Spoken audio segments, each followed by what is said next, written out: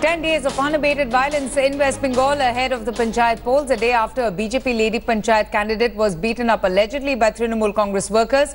We're going to be showing you visuals of hundreds of bike-borne TMC supporters taking out a rally outside the SDO's office in Birbhum, allegedly to intimidate the opposition. These bike-borne men were seen brandishing swords in the air and chanting slogans of Jai Shri Ram, and the opposition leaders in fact have in the past been continuously targeted. There were even incidents of them being dragged out of their offices, thrashed. Even women leaders have not been spared. BJP has blamed the TMC for these attacks and for hampering nomination filing process. Supreme Court, however, has refused to intervene in the matter. Indrajit Kundu joins us for more on this. And Indrajit, you know, these visuals of these goons who are taking out these bike rallies, who are brandishing swords, indulging in acts of violence, thrashing women and everyone they see coming their way, only validates the concerns of the opposition, and that perhaps explains why they had to go to the Supreme Court to seek more protection.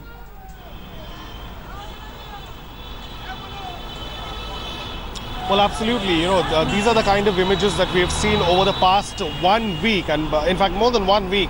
We've seen, you know, women candidates being thrashed on the ground. We've seen how opposition party candidates being brutally thrashed.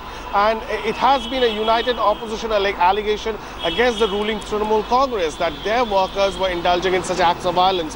Opposition party leaders have said that SDO offices and BDO offices where the nomination filing process was taking place had been completely hijacked by the entire Trinamool Congress machinery. And despite their pleading with the State Election Commission repeatedly, the Election Commission in a sense was, hapless, because it has to depend on the West Bengal state government for its manpower, for resources, and also the Bengal police cadres for protection. So even though the State Election Commission had written to the state government seeking central forces, paramilitary forces, that has not been granted. So in that backdrop, the State Election Commission in a sense is helpless.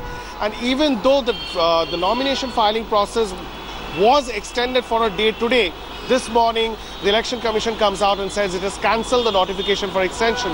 So the opposition is livid, and even as the opposition is crying foul, but you know, Indrajit, you paint a very sorry picture because is the State Election Commission so incapable and helpless of not ensuring law and order in the state? The Supreme Court, in fact, directing the opposition to go to the State Election Commission in case they are requiring more security or the deployment of additional forces. The opposition, in fact, is squarely pinning the blame on the Trinamool Congress for, you know, sponsoring this kind of violence ahead of the crucial Panchayat polls.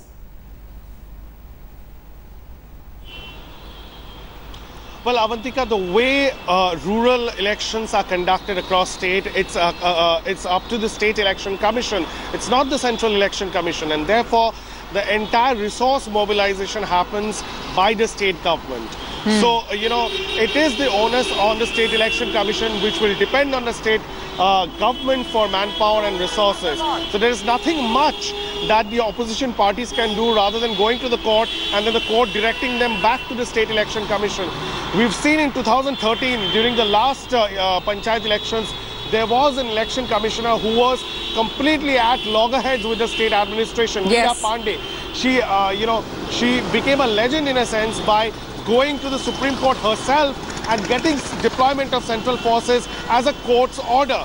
This time nothing of that sort happened. So it all depends on the State Election Commissioner and whether he or she, how much can resist the pressure that is coming in from the ruling party and the government, and whether that person buckles or not. The opposition is now saying that he is completely buckling under pressure from the state government, and there is nothing much that he can do.